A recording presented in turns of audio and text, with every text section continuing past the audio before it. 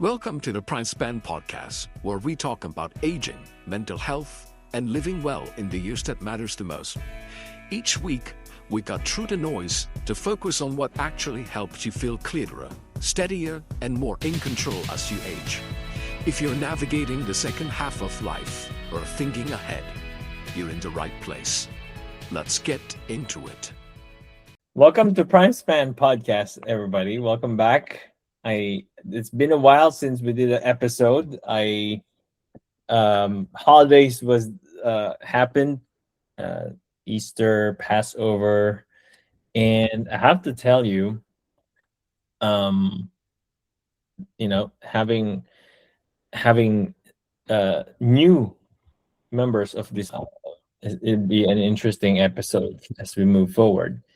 We have Kassandra, of course, my co-pilot in the podcast, and Ray, you're brand new, and I'm hoping that you get to enjoy our conversation in this episode. And today I want to talk about something that most of the 55-year-old audience goes through, but perhaps this is not just for the 55-year-old. This is actually a common problem that a lot of people goes through, which is the challenge of why can't people stick to a healthy habit. And it's been, I don't know about you both, but I've been trying to start a new habit, but I can't stick with the new habit. I'm having a hard time, and I'm trying to lose weight. I'm trying to sleep more. I can't do it. I'm trying to lose weight. I can't do it, and I'm trying to do other things. I'm actually tracking my health more lately, but there's things that I'm having a hard time with habits, and I have to be vulnerable saying that right off the bat. So we're going to be talking about why people have a hard time with habits. But first question for both of you, what do you think is the primary reason healthy habits fail to stick in your perspective? Most people, okay, let's take for instance what you were just saying about wanting to lose weight. Most people would probably say that's a goal of theirs. A lot of people, right? That's a goal. But I think that's the issue, is like, I want to lose weight, but it's a broad goal. And then I also think that for whatever reason, we're wired to think that we have to go to the gym every day, put in 60 minutes a day at least to feel some sort of accomplishment, or that, hey, I put in the work, like it should show up. And I think that's like, our goals are large, and then the steps that we think we have to take are also very grandiose too. And I think that's why it's hard to stick to creating a new habit or to accomplish those goals in a nutshell. Because I feel funny sometimes if I just go, like, so there's some mornings where I'm like, oh, I don't want to work out today, but I'll just like, let me just go do something for 30 minutes. And I feel like, oh, I only did 30 minutes, but that's better than not going at all, so I have to just remind myself, those days that's still 30 more minutes that you either did or didn't have to do, Yeah. And that sometimes happens on my runs. Like when I wake up, like on a Saturday morning, there's mornings where I know it's not going to be a good run, whether it's because I had lack of sleep or the energy isn't there. And I'm like, well, I wanted to run 5 miles today, but maybe let me just do 3 and see how I feel. But then I even break that up into steps, because that getting to 3 miles some mornings is a challenge. So that's my long-winded answer right now for you. Well, you've started a new habit. You've been, since you have a change of lifestyle. Yeah. You have a huge change in life. You don't travel nowadays. How is that habit change? How is that habit sticking? I'm curious. This is last time we talked, you go to the gym at 5:30. I mean, how is that going? Yeah, I would say the last 2 weeks, it's been a struggle. It hasn't been as consistent, but the 4 weeks, 3 weeks before that, it's been very consistent. It's still, though, even within these last 2 weeks, it's still better than what it would have been in my previous lifestyle. So I'm still hard on myself about it, but I remind myself too, like, you're still getting in a couple of days a week versus, maybe it's not 5 days, but with what my goal is typically, but at least, hey, 2 days is better than no days, out of the week. I do have to say, like, my diet, like, nutrition is a lot better. Just because I can take time to make more meals at home, and I'm just more conscious, not because I'm not living by myself. I feel like I have an invisible accountability here, where I'm like not wanting to like overly snack and stuff. So I do like, that is another change that I do see. So even if I don't feel like the weight is dropping off, like, I know that the work is still being done, even if it's at like a slower pace, so that way it can be better, like, long term. Like, I can't, there's just a lot of different things that have been more positive than negative with the change.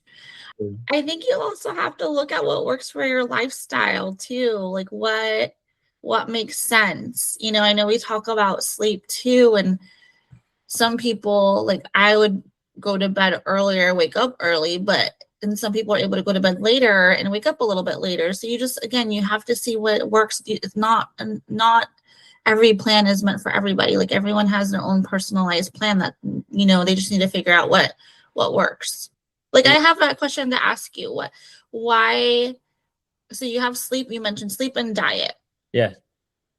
I feel like diet, you'll come around, like, that's probably a little bit easier to accomplish just because you've always been very active. Yes. You just have also had a life change and, Yes. Multiple things going on in life too. Yes. And I'm sure stress levels are different too with having a growing family. Yes. So I think you'll get the diet in tune and in check. But sleep, like, have you done anything differently since we've started PrimeSpan? Here's actually one of the things. My diet consistently is very good. I don't eat anything terrible. I mean, actually, I take that back. I just ate a 4x4 before this podcast. Shiva and I had a doctor's appointment with Aiden, and we had a 4x4. So that's what we did. I was like, oh, it's 5:30. We have to eat before a podcast, so we have to have eaten out. So we had eaten out. I have 4x4. That's my guilty pleasure.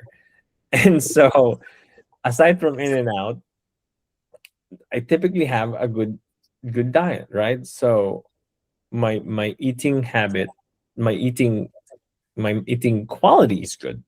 My eating time has been terrible because my eating time window lately is scheduled at like 8, 9, 10, and then you go to bed an hour and a half, and this is why I try to stay up later, because I don't want to sleep after I just ate. And so, because of the life change of that, of having a baby, that has been one of those things. And then when I eat later, I eat more, which is, it backfires, and then I mentioned losing weight. I think one of the reason my body is not losing weight is because I'm not sleeping enough. My sleep debt is, all of you have rings. I have a Aura ring, and my sleep debt is like 12. That's super high. It's extremely high, and it doesn't go down. It just goes up. I was like, oh my god. The weekends it drops 2 hours because I tried to get it up, tried to get it down, but it's been one of those things. And so I feel like I'm doing therapy here, and this is not for myself. This is for the audience. But since you ask, and so it's like fine-tuning. And actually, when I was writing this episode, I was thinking of how I was researching of how older adults view this same situation, because actually it's not just older adults, it's human behavior. People give up with their habits when, like what I experienced, it's like they feel like they're failing all the time, right? They fail all the time. It's like I failed and they give up and then they just abandon that. And you know me, I'm persistent. I'm completely persistent about what I'm wanting to do, and it doesn't stop me. I look at things very differently, but it's a struggle. I'm having a hard time struggling. Sleep, it's hard because my like fitting workouts in the morning and doing work and helping out at the household, it's different. It's been very different, and I think it's just a different phase. It's going to switch as well, you know. So but it could be challenging. It can be challenging, and that's why I'm trying to stay on track of it. I'm trying to stay, what do you call this? I'm trying to stay on top of it. And I obsess about work all the time, you know. I love doing work on both ends, on my corporate work and here at PrimeSpan when I'm doing the podcast and stuff. I love doing these things, and so it does adds up, and but that's what motivates and drives us. So, but it has the sleep part of it. It does affect you, you know. Yeah, it's all interconnected. What about Ray? I think we should bring Ray in to give some thoughts and perspective. This is new for you. I am getting to know both of you, and you both were just very vulnerable, sharing your personal experiences. So thank you for being so open. I think that kind of gives permission for me. You know, what you were just kind of describing, Adam, seems like there's not enough time in the day for everything. And you kind of talked about failure, which, you know, once you posed your question, I kind of wrote some notes for myself, but I think we're so used to having instant results, just wanting those results. And then when we don't, we feel like a failure. And I think as we age, as the demographic of people we're striving to support age, the metabolism changes, lots of things change. And so I think the number one thing many people focus on is weight loss, but I know that focus. So to kind of think about your question about why habits fail to stick, there's no plan, or we just have, you know, Kassandra's point was the grandiose plan, but nothing that's as consistent as it should be. You talked about the Oura ring, and I think I was always inspired by it. Adam always inspires me for movement and nutrition, and Cass's sleep. I think, you know, those are the strong pillars you guys have shared previously with the team. So I've kind of been obsessing over the Oura ring sleep goals. And it's really interesting how I feel looking at, you know, the score and the number every day. I'm like, what was my score today? How come I didn't sleep good? It said 1 hour, 50 minutes. I also slept more this week because I have been feeling under the weather. So the last couple of nights I've slept longer than I normally do. But I felt better after I did. Kassandra, what is yours? I'm curious now. Okay, so my ring was dead today and yesterday, so I didn't have it on. But on Monday, it was I was moderate, 3 hours and 10 minutes, but I was away this weekend. Usually I'm looking at where the efficiency is, like what is that high number or what is that number? And I usually stay between like 84 and 89. And that's like if it drops below like 85, it bothers me. For efficiency? Yeah. Oh, my efficiency is, here's what you're gonna be surprised. My efficiency is high all the time. This is where, like, because when you fall asleep, like you're in like deep sleep automatically. yeah, I'm like 93, like, 95, 98. Yeah. That's where my efficiency is. My efficiency says 77. You're a light sleeper, probably. But my sleep depth today is high, 10 hours 20 minutes, and that's been like, it hasn't gone down. It's like, actually the highest is 13 hours 40 inside in here. Mm-hmm. I think my highest was like 6. Mm-hmm. But I have like majority of mine is like 0 sleep debt. Good job. Yeah, majority of them since I've been wearing it. Huh? This is why you're glowing. No, okay. So when you were talking, we were talking about grandiose, plans and everything.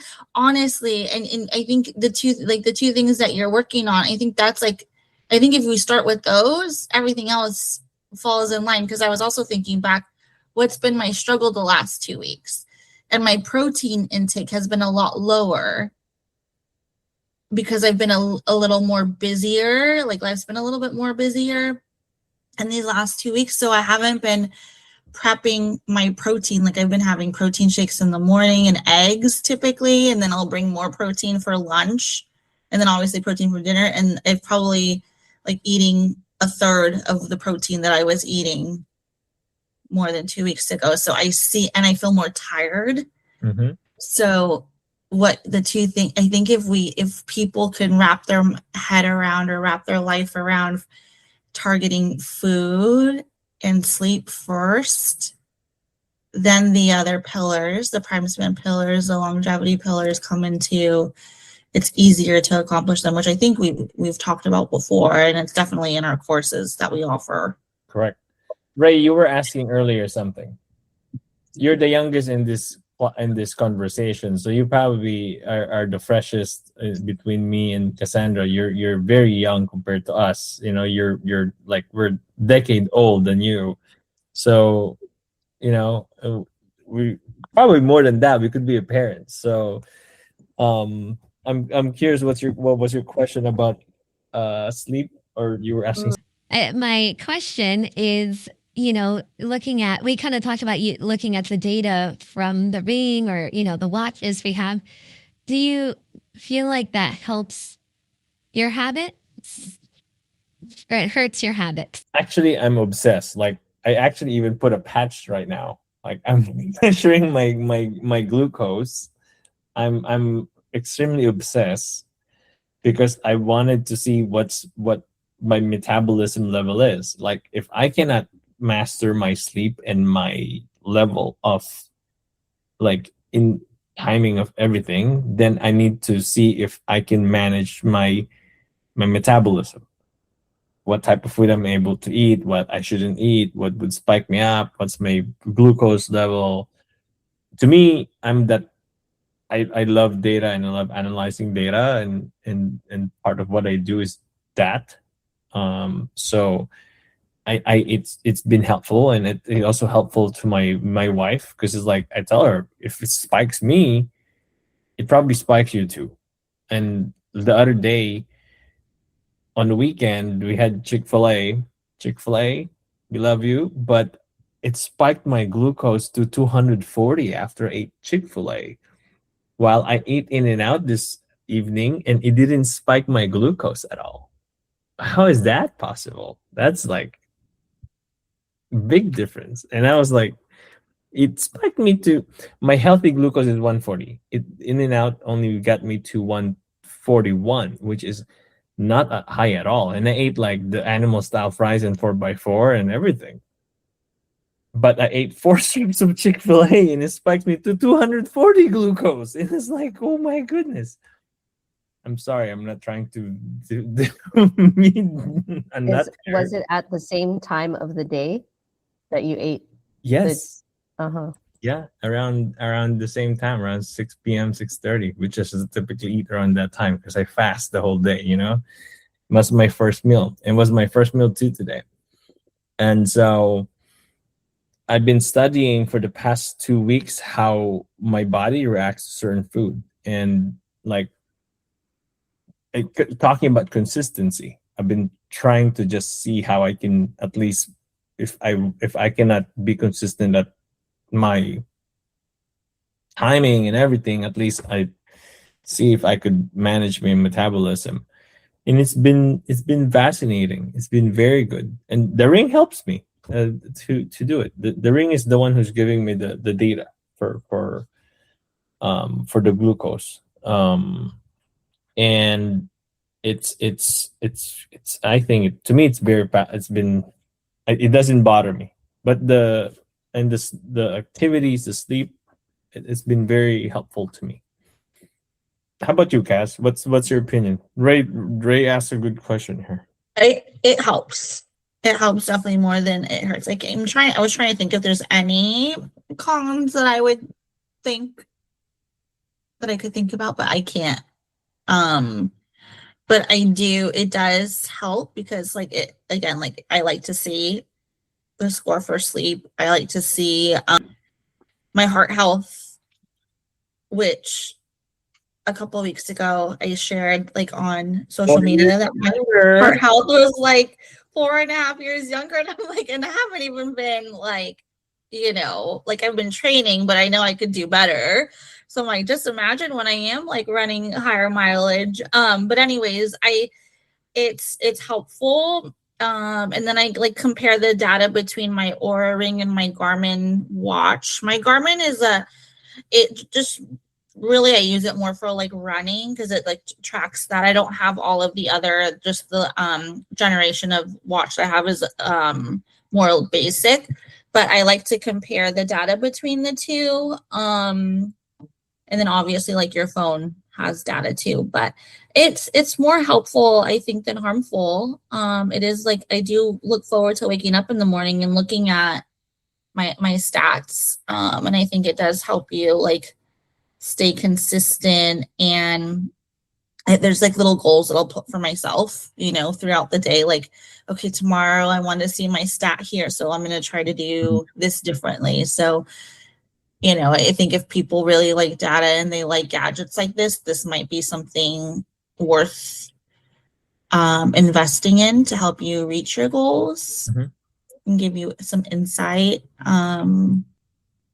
You said your heart health is 4.5 years younger. I think I know the reason why. No, you don't know the reason why. And stop it. What's your opinion, Ray, about the monitors? I'm just distracted by, I had my Apple Watch before, but I think the Oura Ring just gives you a lot of different data that the Apple Watch can't, and they work together. One thing I haven't looked at is taking the picture of your meals. It uses the AI to evaluate your meals too. You can do that. But yeah, I think there's more opportunity for you to look into it. But I don't know. I think, like you use the word obsessed with it. I think you can obsess over it a lot, but if you use it for good, why not? I think I actually would love to see more older adults wear an Oura Ring. An Apple Watch for older adults has been very healthy in when they work, like the steps, the activity, and everything. But an Oura Ring, thanks Oura Ring, hopefully sponsor this podcast down the line. But Oura Ring would actually, the amount of let's just say the sleep itself, that sleep data, like the efficiency, the the amount of deep sleep, the amount of REM sleep, the amount of light sleep, the amount of how quick you go to sleep, how you wake up period, the accuracy of that is so good that to me it's priceless. And it doesn't bother you because it's you're like wearing your wedding band or your normal ring. You don't even know that you're wearing it. It doesn't bother you at all, especially the new ring that they have. It's so easy to wear. I'd love to see older adults wear it. And if any of those of you who's listening to this, medical providers or any type of environmental providers that will probably benefit for this, if you make your people wear Oura Ring, it's probably much beneficial for you to monitor how healthy they are, because it even monitors if they're going to get sick. It tells you. To me, it's so good. It tells you when the body's not that's its optimal state, and it's been. I would love to see more older adults wear it. Something, if it's not Oura Ring, at least something at that level of technology. But Oura Ring is the first who's done it, so they're so ahead. When it comes to the technology, and that's the benefit of it.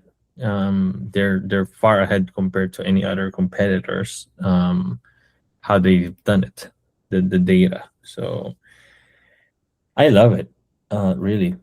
I have another question. Since we're talking about almost an environment, what do you think of since we're talking about discipline, what do you think is the play between environment versus the actual discipline itself? How do you think that plays out when it comes to the success of the habit that you're trying to form? What do you think is how do you think it impacts? I think it plays a huge role when you're talking about environment. It's not, I'm not thinking just of like the space that you're living in or your neighborhood or anything. It's also like who's in your circle, who are the people who are around you, which I think also play a huge role in it. Are they active people? Are they, health focused? That plays a huge role. I think too, yeah, like where you live, is it easy just to walk outside and go for a walk, or is fitness accessible for you? It doesn't necessarily mean it's a gym, but is it accessible for you? Is your home, like how are you keeping your home? Is the space, feel fresh and feel, I don't want to say feng shui, but does it, that also can play, a role into your sleep and your overall health as well. Like, are you setting yourself up to be successful? Do you have, that, there's nothing blocking kind of that energy. So yeah, I absolutely think environment is a huge factor on if you're successful with meeting your health goals or not. Mm-hmm. Mm-hmm. And also, like, what are you listening to? What are you putting into your mind? What are you reading? What are you seeing? What are you scrolling through? I think all of that affects your psyche for your health. Mm-hmm. Mm-hmm. Go ahead, Ray. I couldn't agree with you more, Cass. Those are the things I was thinking about as well. But I was, as you were saying those thoughts, I was like, has anyone asked me those questions before? So I think those are some things that PrimeSpan could help someone dig into. The one that, because we were just talking about sleep a lot, the one thing is about, creating a nice, cool, dark space. Is that what your environment is like? And thinking about the people you're around. Those are all, everything you said, I couldn't agree with more. My personal experience with attempting to work out at home doesn't work for me because I'm uninspired by working out at home. I don't like to work out alone. That's just not the way that I've done that. So a group exercise has always kind of been my the way that I can be motivated by other people with loud music and things like that. So How, now that you're saying, both of you are saying this, I'm thinking, when most of our older adults, our clients, the environment that they're in could be the biggest challenge, or the lack of environment that they're in could be one of their biggest challenge. What do you think will be the best advice that we can provide them? Discipline itself, I think, is also not reliable. I would say, because you need discipline will run out, but environment is a huge play. We're not even talking about structure, but what do you think will be a good advice, especially for the older adults that we're dealing with and our clients? I like what Ray just said. Like, it's being asked the right questions. Like, who's in your life that's going to ask you the right questions and ask you in a way where they're trying to help and not be judgmental or make you feel embarrassed or shameful about what your response is. And if you don't have someone who's asking those questions, it's like you might have the will or the want to do, be better. But I think that for so many people who haven't been able to take that step, they're lacking that partner, that coach, that mentor. Ray, what's your thought about that?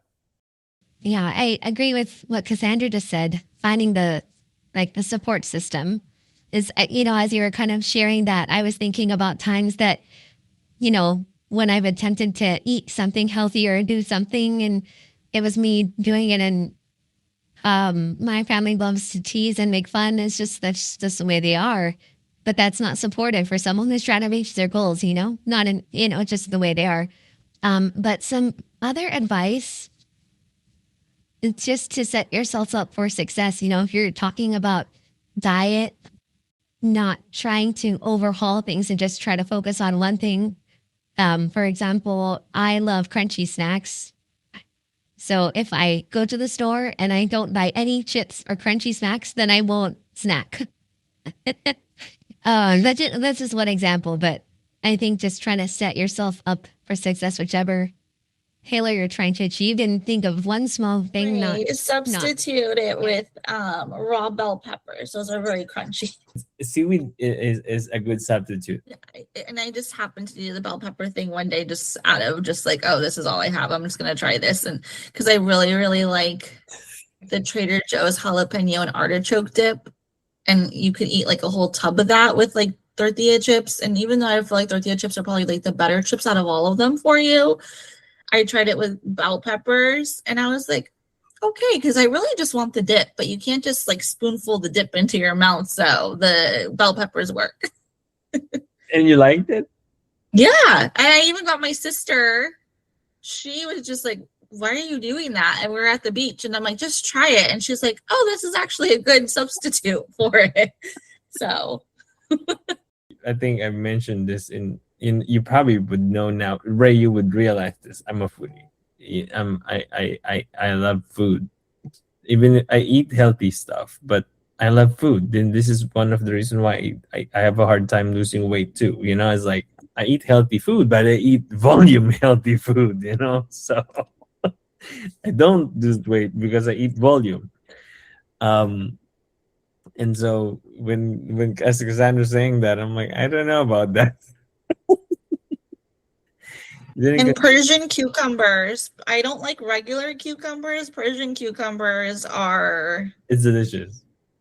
Mm-hmm. You can munch on those. Yeah. And you can munch on that and be fine. You can eat as many as you want of those. Well, I have to tell you, I have a guilty pleasure. I'm gonna make you guys say your guilty pleasure especially lately. I have this habit of door dashing Bacio de Latte. It's so good. It's and my DoorDash, that's really so expensive. well, it's the same amount, it's the same price if you go to the store versus you going to the store. To me, it's like, okay, it's the same price, And I have a hack.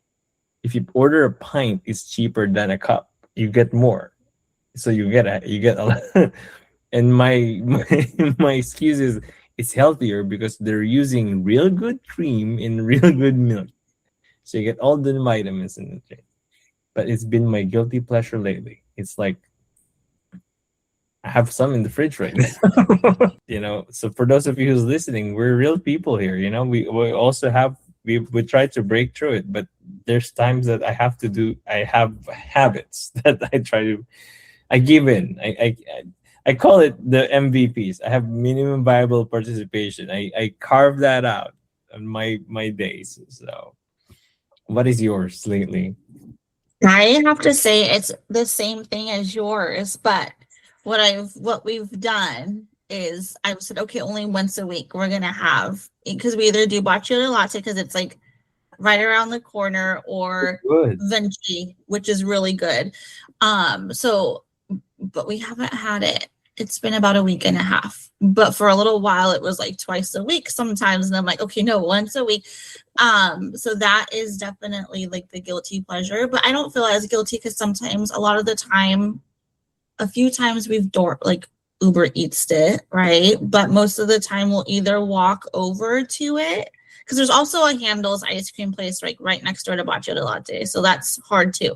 We either walk to it, or if we go to Venti, which is at the mall, we typically will get Venti and then we'll walk around, for a while. So it doesn't feel as... Yeah, you walk it up. Yeah. And then I would have to say, I used to drink a lot of soda, in my teens and 20s. And then I have found Coke Zero to be really good substitute, but then also it's just all the added unnecessary chemicals that are in there. I feel even though it's 0 calorie, it's what is all this other stuff that's in it? So that's another guilty pleasure, but that's not as often. That's just maybe once a week, once every 2 weeks or so. Ray, what's yours? I love that you were. By the way, Kassandra, I love that we're similar. So you knew that a line is too long, and I don't like waiting in a long line. DoorDash saving you from it. Don't add it. Don't add it to your list. Well, I kind of shared mine was chips, crunchy snacks, but in my thought of it being healthy, I've tried to eat popcorn. I don't know if that's healthier or not. There's the skinny popcorn. I got the large Costco bag. That's one. But I also had In-N-Out the other day, and I love French fries. And the In-N-Out fries are my favorite. But I just like it plain. It's a real potato. This is the habits we're trying to put together. Really, try the Lesser Evil brand of popcorn. What is it? Lesser Evil. Oh, that's the name of it? That's the name brand. It's really... I'm gonna have to see this. I'm gonna have to select one or the other. Well, here's the I'm hoping that our listeners are getting out of this conversation, especially about habits and what will be helpful for you to keep your habits stick, and also what environments can play out. There's a lot of things. The one thing I'd like people to take away is that when your habits fails, or when you think it fails, is that don't consider it as a fail. It's just you can always restart the habit. The one advice I'd like anyone to take away from this podcast is because it's deemed to fail. No one can do it perfectly. I mean, none of us are. Life will happen to all of us, and if you are so hard with yourself and you want, yes, Ray, it's on DoorDash. You should do it. You should do it tonight and try that Bocce de Latte. Get a pint, and you would. Anyway, going back to the habits, I for those of you who's listening, you just need to be forgiving of yourself. And one of the things you have to remember is you can restart that habit and not be too hard on yourself, and consider that when you had a relapse, press restart. And that's how life is. It's about how you pick yourself up and how you restart and redo it again. And that's that's just part of it. And I love what Kassandra said about the environment, how what you surround yourself, who you surround yourself with, the psychological setup that you build around you. This is very important, and I think all of those will really help you when it comes to the keeping up with the habit. Kassandra, can you share with our listeners how they can find PrimeSpan and what are the things that we're doing at PrimeSpan that they might be interested in hearing or seeing or joining us in? Yes. So you can find us at primespan.life. You could also find us at community.primespan.life. We also, you two right now, and your smiles are making me really nervous. You can also find us at on social media, on Instagram, Facebook, LinkedIn. I think that's all of the social media. Oh, and TikTok. Yes, for those who have an active TikTok account, you can find us on TikTok. We do have PrimeSpan coaches available if you'd like to take that step into improving your health span. And then we also have, and then also you can listen to our podcast in our app, on Spotify, on Apple Music, and Substack, YouTube. This is going to be a weekly reminder from Kassandra's portion, the plugging in. So, Ray, anything you want to add before we end? This is your. By the way, welcome to our podcast. This is your podcast journey. Welcome to the podcast channel. What anything you want to add before we close? No, thank you. It's an honor to be on this podcast and with two welcoming, kind, and intelligent people. So I'm happy to be here and learn from you both. A new member. It's gonna be fun. It's good to have another person that Kassandra and I can engage in and continue to flow our conversation. Yes, and Ray, please feel free to share your personal life too, so that we can have Adam make comments about that. Yes, when I know if your heart is healthy. How we'll end our episode. I want to say for the upcoming episode, we have really good guests coming up. I'd like to encourage those of you who are listening. We have very good guest speakers joining our podcasts, and you might want to make sure you schedule yourself and keep up with our releases, because we have about 4, 5, 6 really good guest speakers who would be joining our podcast on the upcoming episodes. So I'm very excited to share that, and also excited to talk with them and get them on board. So just wanna, I'm not gonna say who they are yet. It's gonna be a secret for now, but once it's released, I think you're all gonna enjoy the conversations, the insight, and what they're able to share. They're all going to bring really good conversations on this topic of longevity and serving the populations 55 and up. Until next time, thank you for listening to the PrimeSpan Podcast. Bye for now. Thank you for spending time with us. If today's conversation gave you clarity or steadiness, take that with you. We release new episodes weekly. Follow the PrimeSpan Podcast on Apple Podcasts so you don't miss what's next. Until next time, take care of yourself and keep living well.